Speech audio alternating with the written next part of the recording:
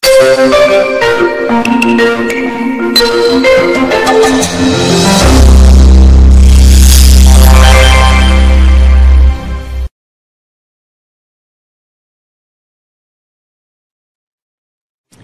to enjoy every day. Kung meron po sa inyo kanina, nung tinanong ko na honestly ang sagot nyo, hindi ako nag-enjoy ngayong araw na to, nawa everyday na darating pa, ma-enjoy na natin. How can we enjoy every day? Do not measure today with yesterday. Isa yan sa mga pahirap ng tao para hindi siya magkaroon ng magandang araw, kino-compare niya sa mga nakaraan. Do not measure today with yesterday. Do not set your previous experiences as standards. No 2 days are alike.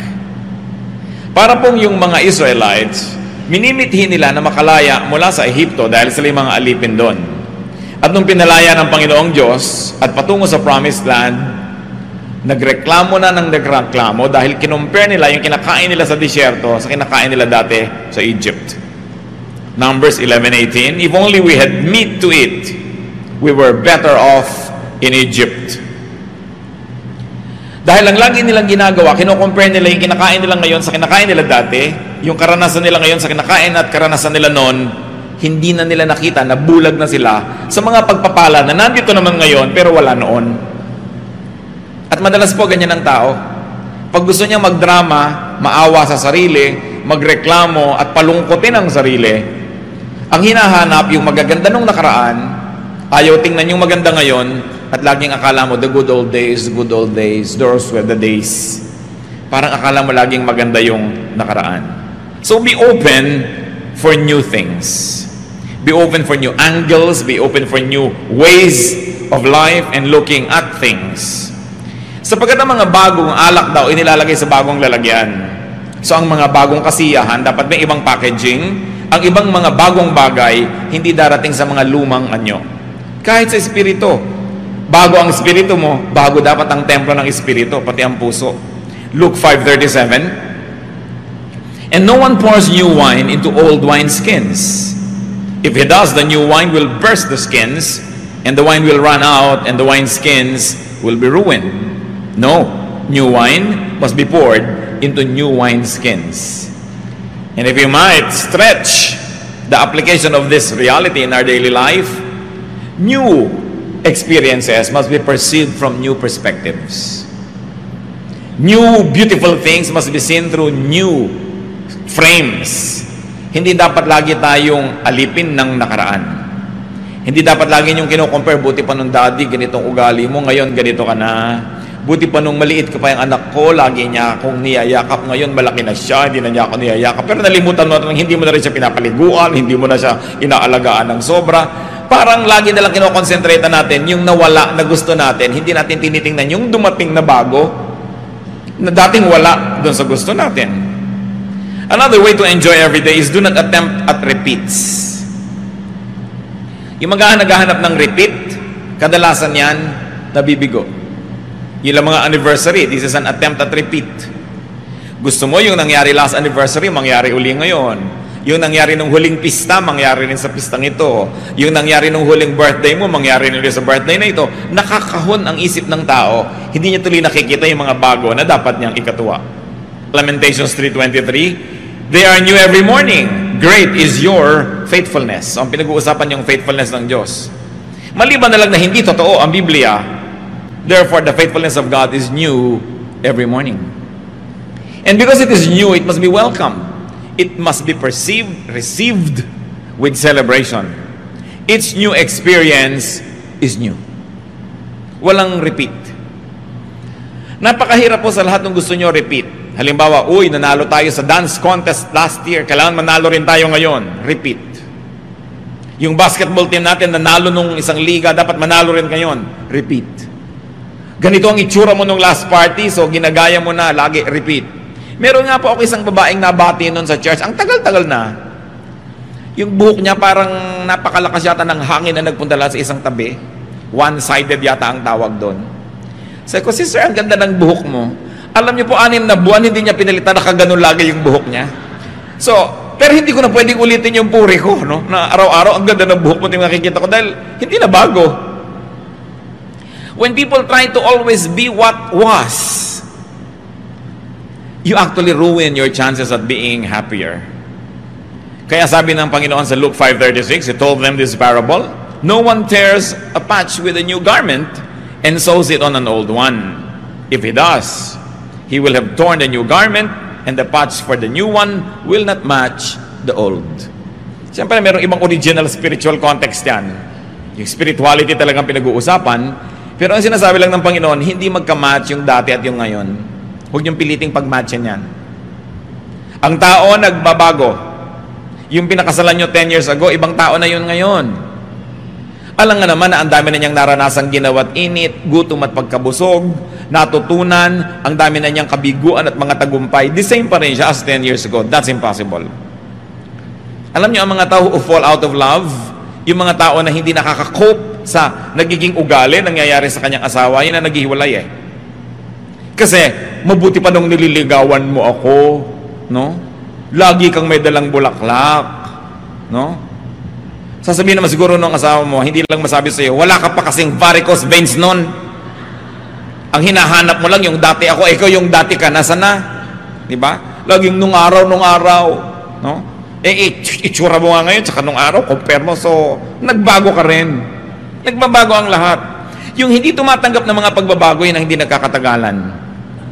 Ipinapako mo siya sa ganon. Ipinapako mo sa ganon. So, bago-bago yan. A new attitude, a new heart, a new vision will definitely see new blessings. Pag bawat araw dumating, wala kayong nakitang blessing, kasalanan nyo yon. Di nyo tiningnan. Kasi ang sabi, they are new every morning. Meron. You want to have an enjoyable day, always look for the good. You will succeed looking for the good. But let me tell you, if you look for the bad, you will also succeed. Because in everybody, there's the good and the bad. In every situation, there's the good and the bad. There's always the pro and the con. There's always the advantage and the disadvantage. It depends on where you look. So do not always look for the bad. Do not always look for something or someone to complain about. Naranasan ko na po na magbakasyon minsan sa Europa. Sumakay ako sa isang malaking barko, mula Sweden going to Finland. Sumasakay pa lang ako, nadidinig ko na yung bunganga ng isang babaeng may edad, may kasama siyang asawa niyang, kasing edad din niya, pobreng lalaki na kinailangan magkaroon ng asawang ganito. Inireklamo na niya lahat. Yung incline noong daan patungo sa barko, yung taas ng hawakan, yung galaw ng tubig, yung lahat. Iniwasan kong makasalamuha ang mag-asawang ito doon sa barko. Lagi naman silang sumusulpot sa harapan ko. And this woman was forever calling the attention of her husband to something wrong. Do you think the man was having fun? No. And do you think the woman was having fun? No. Both of them spent so much money only to look for the bad and the ugly in Europe. In the States, this is not happening. Ba't ka pa lumayas-layas sa States? Diba? Gusto mo sabihin, wala sa States niyan. No? Dapat tinitingnan mo kung ano yung meron, yun na enjoyin mo. Look for the good. James 5:9, don't grumble. Huwag puro rin tampo, galit, arte. Kasi sayang ang oras. Namamasyal kayo ng mahal mo sa buhay sa isang mall, nagtatampo ka ng 2 oras, nung 3rd hour, uuwi na kayo, sayang yung 2 hours. Babalik pa ba yung 2 hours na yon? Hindi na. Yung magtampo ng 1 week, 1 month, sayang ang panahon. Alam niyo yung mga tampurista na lagi kasi naman gusto lang yan, mapansin, masuyo, humanap kayo ng ibang paraan para kayo sumaya. Kasi hindi naman lahat ng tao natutuwang manuyo. At paano kung hindi kayo nasuyo? Napakahirap niyan. Minsan inaaway mo yung asawa mo, away ka ng away. Sa sobrang kaaaway mo, ikaw na ngayon yung masama. Ang ending, ikaw nagsosorry. Para ka rin nagtago na walang naghanap sa'yo, lalabas ka rin naman dahil ang hirap-hirap magtago nang walang naghahanap, di ba? At napakahirap niyang nagtatampong walang nanunuyo. So learn. Kung kayo po ay married, ang asawa niyo hindi pala suyo, ibig sabihin, palitan niyo ang gimmick niyo. Humanap kayo ng ibang trip sa buhay dahil maiinis lang kayo lalo. And you will spoil many days, many weeks, many months in your life which could have been invested in happiness. If you want to be happy, for surprises. Be ready for variations. Meron pa akong kilalang babae, sinurprise ng asawa niya. Ano sila? Yung nagsisika pa lang, nagsisimulang mag-asawa. Umuupa pa lang ng bahay, wala pang kagamit-gamit. Alam niyo po ba na itong pobreng lalaki ay sinikap na mag-uwi ng refrigerator na malaki habang namamalengke yung asawa dahil wala silang ref. Sinikap niyang i-timing lahat yon para maging surprise. Yung talagang surprise. Kasapakat pa niya pati tricycle driver para huwag iuwi agad ang asawa niya at gumawa ng delay kung sakaling hindi pa tapos ang delivery. Nakita niyo na yung pagsisikap ng lalaki. Pagdating ng bahay, tadan! Alam niyo sabi ng babae, bibili ka lang pala ng rep, di ka nagtanong, ayoko ng kulay na yan. Kung kayo yung lalaki, ano gagawin niyo? Either i-freeze niyo siya o ihahataw niyo sa kanya yung buong ref. Alam niyo, hindi lang yun ang nangyari. Ibibili siya ng mga damit, biglang, naku, hindi ganyan ang gusto kong cut. Laging may reklamo. Alam niyo ngayon, hindi na siya ibinibili. In fact, hindi na siya inuuwi. Totoo yun. Nagsawa na. Mano ba namang masurpresa ka? Hindi kasi yun ang iyong inaasahan. You know, do not spoil something unexpected. Hindi yun ang inaasahan mo, hindi na yun ang dapat mong ipagbunyi. Meron pa pong isang tao nagregalo ng isang gadget sa isang kaibigan. Ine-expect niya talagang surprise, matutuwa. Ang nabasa sa mukha nung binuksan ng regalo, disappointment. Kasi iba ang ine-expect niya. Huwag kayong expect ng expect. But expect to be surprised. Then you'll be happier. Pag lagi ang inaasahan nyo, may script ang buhay, may specification ang darating na regalo, may script ang sasabihin ng mahal nyo sa buhay, mabibigo kayo lagi. Kung minsan may nag-aaway, hindi naman balak talaga mag-aaway. May sinasabi ka lang para mapasabi mo lang siya ng gusto mong marinig. Hindi yun ang narinig mo. Nagalit ka na ng totoo, nag-away-away na kayo. Don't always box in yourself. And don't put everything in a box. Be ready to be surprised. Habang nag-uusap po tayong ganito mga kapatid, isip-isipin nyo na mga sarili nyo, gaano karaming beses na ang nagmamahal sa inyo, nalanta, nawala ng gana, nabigo, dahil hindi nyo in-appreciate yung surprise niya. We should be willing to be surprised. The weather is not the same every day. We should be willing to accept variants. Mga iba, pagkakaiba-iba ng mga bagay, configurations are never the same. Sabi nga sa 1 Corinthians 15:39 to 41, all flesh is not the same. Men have one kind of flesh, animals another, birds another, and fish another. There are also heavenly bodies, and there are earthly bodies, but the splendor of the heavenly bodies is one kind, and the splendor of the earthly bodies is another. The sun is one kind of splendor, the moon another, and the stars another. And stars differ from stars in splendor. So yung mga tao, hindi kino-compare yan. Huwag mong hahanapin kay Juan ang na kay Pedro, but enjoy ko ano yung na kay Juan, enjoy ko ano yung na kay Pedro. Hindi yung lagi mong pinagko-compare. Ganon din po ang mga araw. Each day is new. Each day is different. Each day is unique. It is impossible that there will be 2 days that are the same. Una, iba yung date, hindi na yun babalik. Iba yung posisyon ng araw, iba yung temperature, iba yung moisture, hindi yan pare-pareho. Kung lagi mo hahanapin yung gusto mo lang na klima, maraming mga araw, hindi ka mag-enjoy. So kung ano yung nandun, tanggapin. Make the most out of it. How else can you enjoy every day as worshipful activity, ha? Hindi yung nyo makasarili, narcissistic activity, but an activity that glorifies God. Because it is God who is the giver of every day. The only way to thank God is to enjoy that day. To learn from it, to be blessed by it.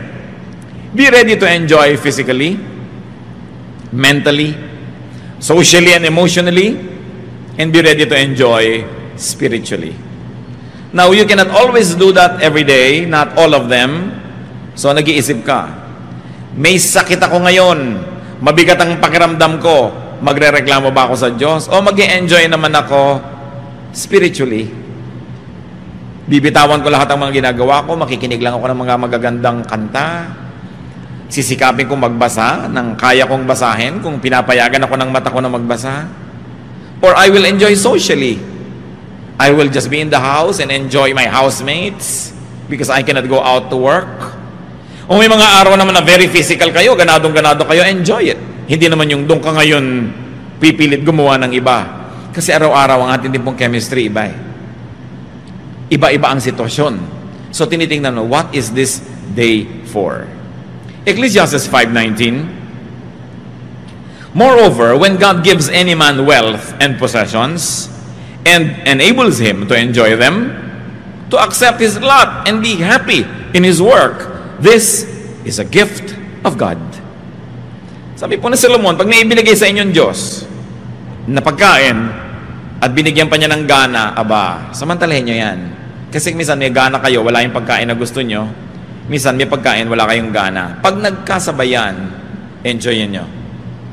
Ano man ang nandyan, kailangan yan na huwag papalampasin. Ngayon, mga tao ganyan din po mga kapatid. There are people that you can enjoy physically. Nakakapaglaro kayo, nakakapag-tennis kayo, you do things physically with them. Good. Pero huwag nyo na laging hanapan niya na magkakaroon din kayo ng mental enjoyment. Kasi hindi naman lahat ng katangian nasa isang tao. So may tao naman na pagkasama mo siya, talagang it's a mental game. It's nice. You get fulfilled. And there are people who are very socially nice to be around. They make you feel good. And there are people who make you enjoy spiritually. Bihirang nagsasama-sama lahat yan sa isang tao. Kaya ang tao na mag-e-enjoy ng buhay, marami ring mga karakter na tao sa kanyang buhay. At pinapayagan mo rin ang mahal mo sa buhay na maministera ng iba. Hindi ko may asawa ka na, kayo na lang ang tao sa mundo. May girlfriend ka, may boyfriend ka, kayo lang ang tao sa mundo. Because you cannot always deliver. Kuminsan, iba yung kaligayahan ng asawa mo pag mga kapatid niya ang kasama. So bakit mo pagkakaitan? Pag yung mga kaeskwela niya nung high school, meron naman siyang ibang klaseng fulfillment, iba naman pagkakayo, so hindi ka dapat laging seloso. Liban na lang you're a superman or a superwoman who can give to your loved one everything that your loved one needs, you must permit them to be ministered to by others. So long as, if you're married, it doesn't endanger your relationship. Yan lang naman ang pag-iingatan na yung inyong pagiging tapat bilang mag-asawa ay malagay sa panganib. And in that case, magtiyaga kayo sa isa't isa. Dahil mag-asawa kayo Pero, why don't you grow? Halimbawa, yung asawa mo, ang hilig-hilig manood ng basketball, 20 taon na kayong mag-asawa, hindi ka makaupo sa isang buong game at pag-aralan yon. Sasabihin pa ng babae, ano ba yan, agawan na agawan sa bola? Bakit hindi nalang bigyan ng tigisang bola ang dalawang team? Para matahimik sila.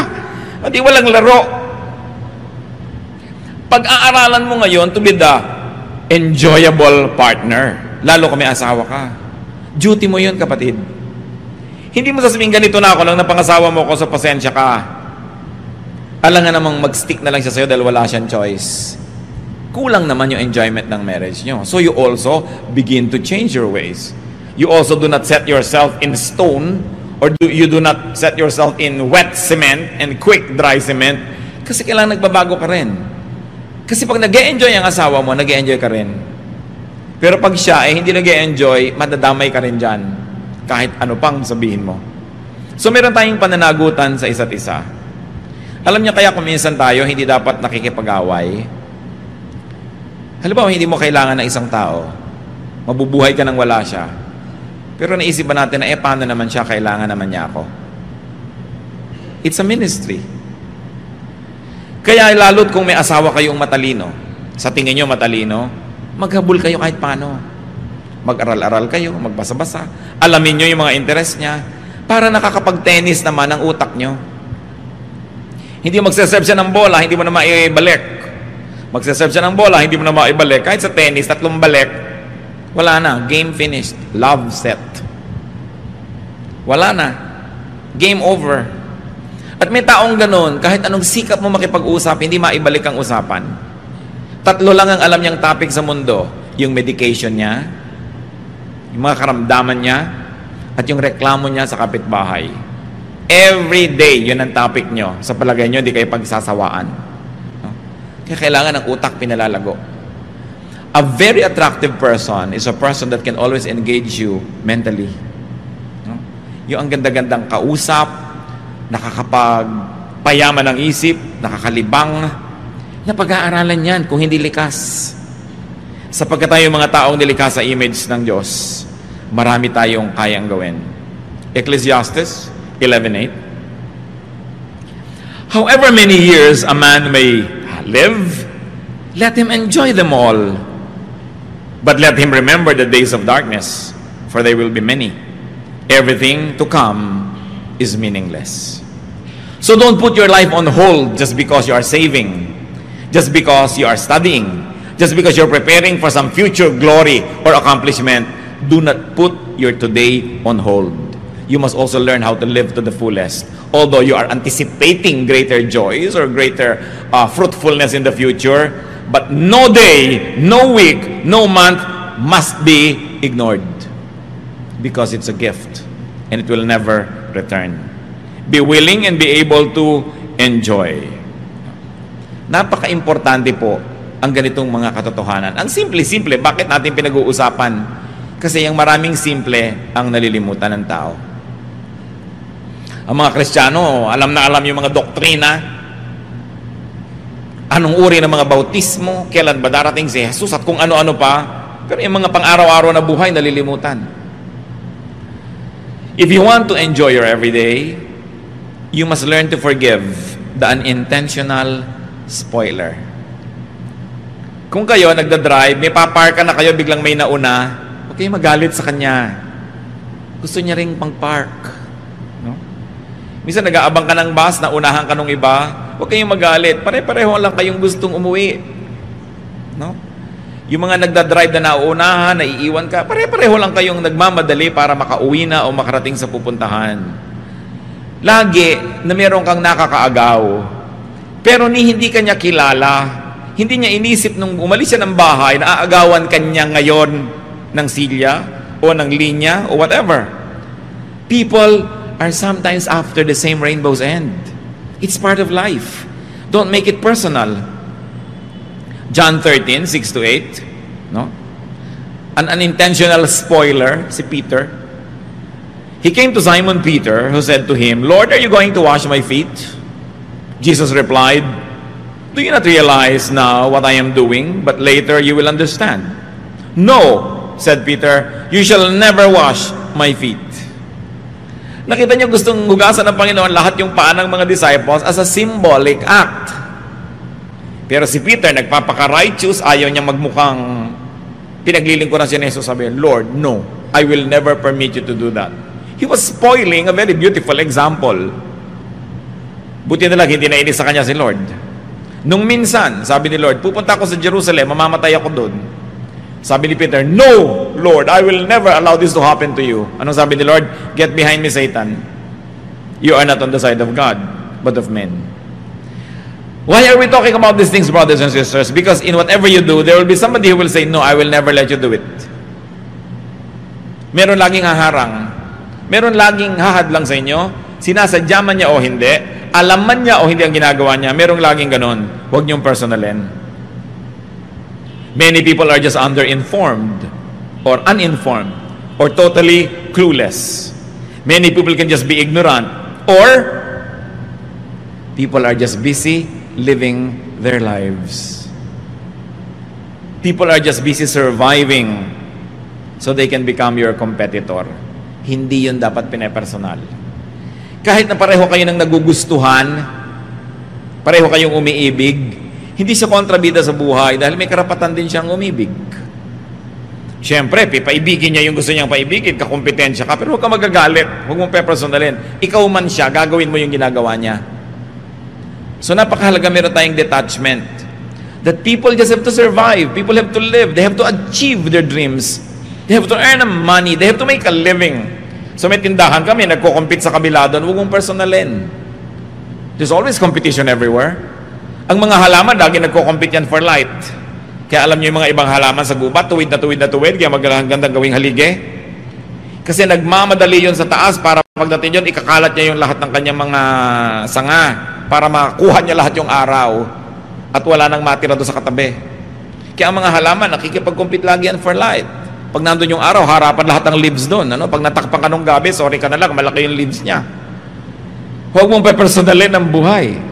Merong naglalakad ka, natalsikan ka dahil may mga lubak-lubak, umuulan. Hindi naman pinlano ng driver na hahabulin ko ang babaeng itong nakaasul at papatalsikan ko siya ng tubig. Natalsikan ka eh. No?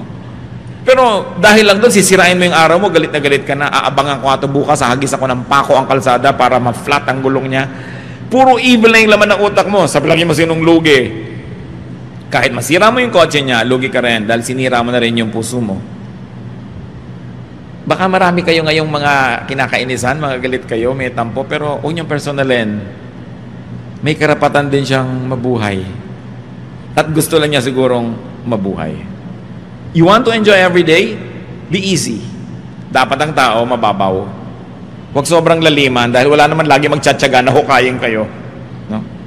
Ginto lang, parang hinuhukay-hukay ang kakaila-ilaliman ng lupa. Ngayon kung ikaw lang naman yung nagpapakalalim-lalim, baka walang magtsaga na maghukay sa'yo. Maghanap sa'yo, maghabol sa'yo. Sabi ng mayaman na lalaki sa Luke 12:19, I'll say to myself, you have plenty of good things laid up for many years. Take life easy, eat, drink, and be merry. At alam nyo na ito ay isang bad example ng tao. Hindi dahil gusto niya to eat, drink, and be merry. Kasi ang sabi ng Bible, what about tonight, your soul is extracted of you? Sinong makikinabang sa mga ipinundar mo? So ano pa yung tunay na lesson dyan? Huwag kang maghintay ng napakarami pong naipundar bago ka mag-enjoy. Kasi baka matapos mo mag-ipon, namatay ka na, bukas iba ang mamana. Iba ang mag-enjoy. So kaya may naipon ka kay wala, kaya marami kay konti, learn how to enjoy the day. At ang nakakatuwa po, mga kapatid, bawat budget may katapat na nabibili. Nakita nyo, kung hindi totoo yan, bakit yung mga ang liit-liit ng kita, buhay pa rin? In fact, yung mga walang kita, buhay din. Because, sabi nga ng isang pelikula, ano ba yan, Jurassic Park, life finds a way. Kaya may kesong ubod ng mahal. Pwede kang gumastos ng 10,000 pesos sa isang pirasong keso, no? Meron din naman na ubod ng mura kasi nipis ng blade. Pag humangin, habol-habol mo ang keso mo. Pero keso pa rin, di ba? May tinapay na ang mahal-mahal, may ang mura-mura, may laman pa sa loob ng nyog. Okay, may laman pampalaman na kulay-pulay pala, mga lumang tinapay din yun na dinurog at kinulayan. Bawat budget may katapat. Yun ang mga mahilig magpa-foot spa, may foot spa pa na 20 pesos. No? Hindi ko na lang alam kung sa kaning baboy ibinababad yung paa mo, pero foot spa rin. Para ka rin doon yan, nangunguya ko, ikaw nakaupo ka sa balde, tapos kumakain ka ng banana kayo, feeling rich ka rin kung marunong ka maglibang sa sarili. Merong spa na 3,000, meron 199 full body massage pa, no? Langis lang nga na pinagprituhan ng hasa-hasa ang ilalagay sa'yo, pero langis pa rin yun, dudulas pa rin yung masahe. So may katapat ang lahat. Sabi nga nila, pusali man ay may katapat na langit. So tatanda mo yan, pusali man ang kalagayan mo, may katapat kang langit, marunong ka lang tumingin. Napakahalaga, nag-e-enjoy tayo niyan. So, babaan ang kaligayahan, hindi laging tinatasan. At ang pinakamahirap niyan mentally, alam niyo kung masyado kayong marunong, halos wala na kayong makausap. So paminsan-minsan, magpapanggap ka ring mangmang ka para ka matawa ng malakas. Kasi ang mga mangmang, mas masasaya. Mas malalakas tumawa, yung mabababa ang IQ. Uy, pinigil ang mga tawa. Diba? Mas tawa na yung mga nonsense ang usapan. Ginagaranti ako sa'yo, hampas-hampa, gulungan. Sigurado walang kalatoy-latoy ang pinag-uusapan nito. Pero, masaya. Di ba ang mahalaga at the end of the day, masaya ka. Pero siyempre, binabalance mo rin yan. Pero ang pinag-uusapan natin, how do you enjoy every day? Adjust ka sa katapat mo. Hindi lagi kang maraming requirements. And be humorous. One thing that I appreciate about God, I don't know if you do, is God's very humorous. Ang dami niyang joke. Kung bukas ang mata mo. Natatandaan nyo yung mga disciples na sabi nung iba, pauwiin nyo na po ang mga tao, oras na ng pagkain, oras de peligro, mahal pa kanin niya mga yan. Sabi ni Lord, di pa kanin ninyo, Lord, napakalaking halaga para pakainin lahat. Pauwiin na lang. Di ba? Tapos, naghimala ang Panginoon. Yung kaprasong tinapay, konting isda dyan, dumami, napakain ng libu-libong tao. Nasaan ang joke? Matapos yon, ipinaipon ng Panginoon ng mga pispis. Yung mga tira, ilang baskets? 12. There were 12 disciples ha? Sabi niya siguro, nagda-doubt kayo, gusto niyo magtipid. O tigi-tigis ang basket kayo, yan ang pagkain niyo sa susunod na linggo. Tigi-tigis ang bit-bit sila. Bakit 12? 12 kasi nagre-reklamo. No? Humor. Hindi yung pag binubuksan niyo yung Bible, parang dan, dadan, dadadan. Tapos bababa ang mga anghel, may tugtog na organ. Hindi niyo makikita yung humor. Makita nyo dapat yung humor niyan. Yung mga Israelites, reklamo ng reklamo from Egypt to Israel. Anong ipinadala ni Lord? Para tuklawin sila? Takot-takot na ahas. Kaya pag may ahas na lumalabas, ahas! Takbuhan sila, di ba? Takot na takot sila. Sabi ni Moses, Diyos ko naman, maawa kayo sa mga tao. Tigilan po natin ito, kawawa sila. O sige, Moses, gumawa ka ng ahas. Bronze snake, sabi niya. Ilagay mong gano'n sa mataas na poste at lahat ng natutuklaw, titingin sila doon para gumaling. Yung kinakatakutan nila tumutuklaw sa kanila, yun ang imahen ngayon ang titingnan nila para sila gumaling. Pag hindi humor yun, ewan ko kung ano yun. No? Sabi siguro nila, ayan, kung sa Canada pa, diyan ka bumangon. Ahas ang nagbigay sa inyo niyang danger. Ahas. Form of a snake. Kaya ang logo po ng medicine, yung ahas di ba? Na nakakapit doon sa poste. Yun. Kasi nagpapagaling daw yung ahas. Subukan nyo. No? Kaya napaka-humorous Biruin mo, ahas, kinakatakutan ng tao. Yun po yung image ng pagpapagaling. Pag hindi nyo tinignan ng gano'n ng Biblia, hindi kayo mag-enjoy. No? Ang daming ginagawa ng Panginoon na talagang kamangha-mangha. Itinaboy sila doon sa gilid ng dagat, nasukulungan sila ng kaaway, dagat na lang nandun, malay ba nilang bubuka pala yun. No? Humor. God is so humorous, so God's people should be humorous. Psalm 126, 2-3. Our mouths were filled with laughter, our tongues with our songs of joy. Then it was said among the nations, the Lord has done great things for them. The Lord has done great things for us. We are filled with joy. Are you filled with joy? Alam niyo po, isang nakakatuwa na mangyari, at salamat na lang sa Pilipinas, maraming ganitong eksena, yung mga third world drama. Subukan nyo sa mga siksikan na eskinita, sa mga palengke. Kung ang makikita nyo lang, yung baha, yung baho, yung sikip, hindi kayo mag-e-enjoy. No? Pero tingnan nyo yung mga nakakatawa, ang dami-dami. Ang dami-daming nakakatawa. Yung mga tao na ang ginagawa nilang mga kapote nila, yung mga plastic, nakakatawa di ba? Yung galing naman ng mga Pilipino na mamaya pag wala ng balutan ng kanilang mga tinda, yun na ang paglalagyan. Nakakatuwa yung natutulog na kahigang ganyan sa isang tumpok na saging na saba. Kung hindi kayo natatawa doon, ewan ko na sa inyo. Yung ang saya-saya, tas yung ang hirap-hirap niya, nagtitinda lang konting mga tumpok-tumpok ng kalamansi, nagpapamanicure. May manicurista mo, manicure. Ma'am, ano pa po ba? Di ba? Ma'am pa siya. Yung kakatawa. Ang daming ganon. Yung mga nag-aaway ko minsan na mag-asawa, pakinggan mo kung anong pinag-aawayan, matatawa ka. But you've got to have ears that are humorous. Kasi otherwise, maiinis ka. Yung pag matraffic, sira-sira ang kalsada, ang dami nagtitinda. Lahat na ng paninda nandyan na sa highway. No? Makikita mo na lahat, yung may mga helicopter na mga lumilipad, mga boomerang, lahat na tuwalya gusto nyo. Ayoko ng tawas. Tawas, meron ako. Hindi, gusto kong butong ako. May butong pakuan ako. Kung saan kinukuha ng tao yung paninda niya. Pag hindi pa kayo naaliw dyan, may problema kayo. No? Pati yung mga magkakapit-bahay, kung minsan mayayamot ka dahil ang lakas-lakas ng tugtog. Pero actually, kung titingnan mo rin, sakyan mo lang, mag-e-enjoy ka rin kasi wala kang gasto sa kuryente, may musika ka. So, tingnan nyo yan. Be humorous. In fact, humor every day. Humor every situation. Pag hindi nangyari yung gusto nyo mangyari, hanapin nyo kung anong nakakatawa. Nakapila kayo ang haba-haba, naranasan ko na to noon. Well, I have friends who are very, very helpful. Kung ano man ang kailangan ko sa gobyerno, passport, anything, NBI clearance, ide-deliver sa akin yon. Pero kung minsan ginagawa ko yon talaga, pumipila ko doon kasi gusto ko maranasan ng nararanasan ng lahat ng tao.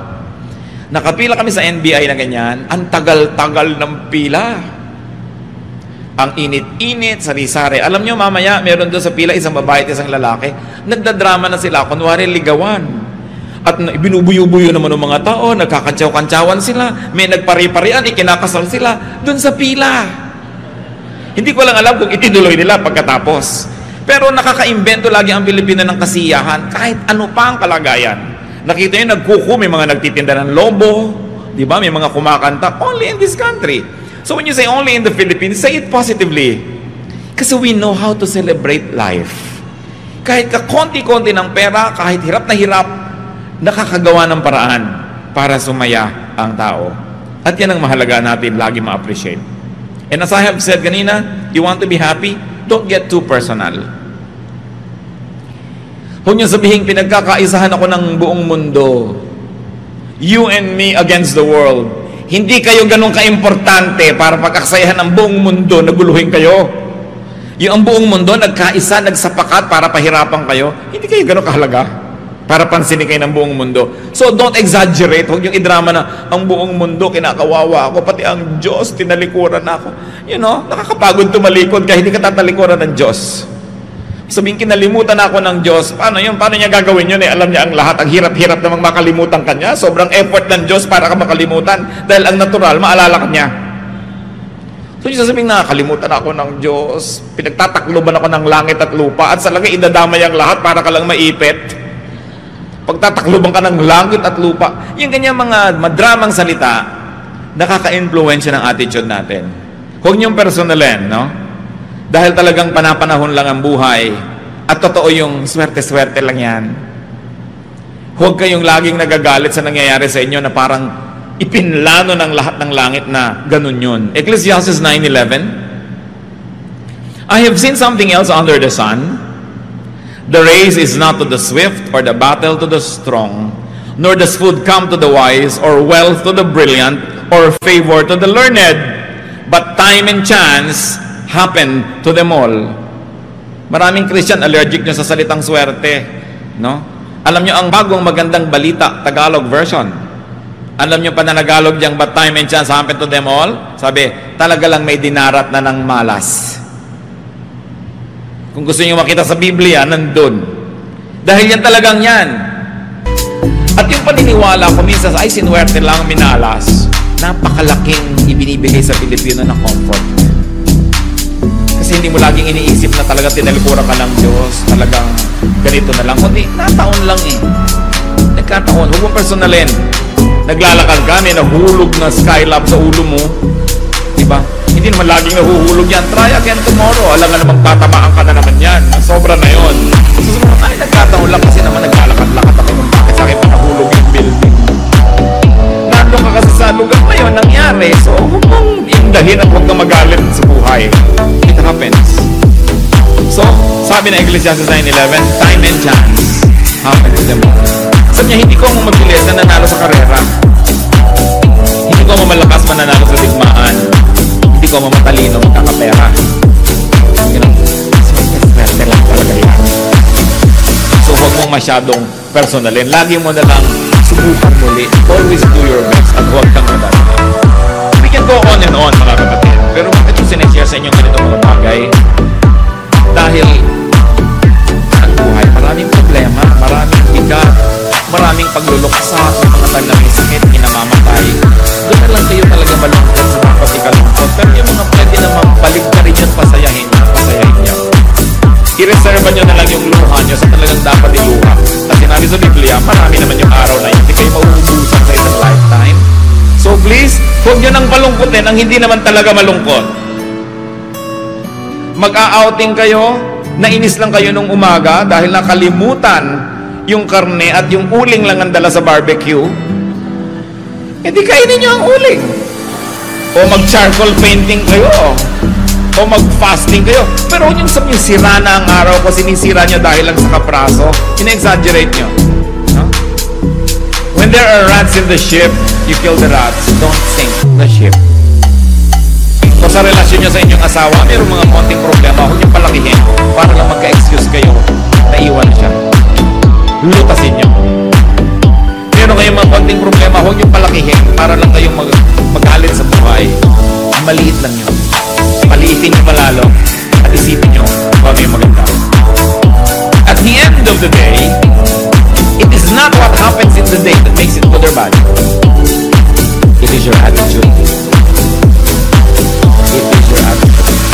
The same heat that melts the wax hardens the clay. Maglagay kayo ng kandila sa isang oven. Now, maglagay kayo ng palayok na pasapat, ginagawa pa lang, titigas. Tumigas yung isa, natunaw yung isa. The same heat. So every day, depending on what you want to be, you have to decide if you're going to be wax or if you're going to be clay. Because the same heat will be there. It's your attitude. Ang nagpapasaya sa tao ay hindi ang nangyayari o ang hindi nangyayari. Kung paano niya ito tinatanggap. At kung paano niya ipinapamuhay. There is really very seldom any bad day. Usually there is just a bad attitude. So enjoy your day. Because when you enjoy your day, the day also enjoys you. And God enjoys you. And people enjoy you as well. So isa rin nating tungkulin sa ating kapwa na mag-enjoy. Because we cannot give what we do not have.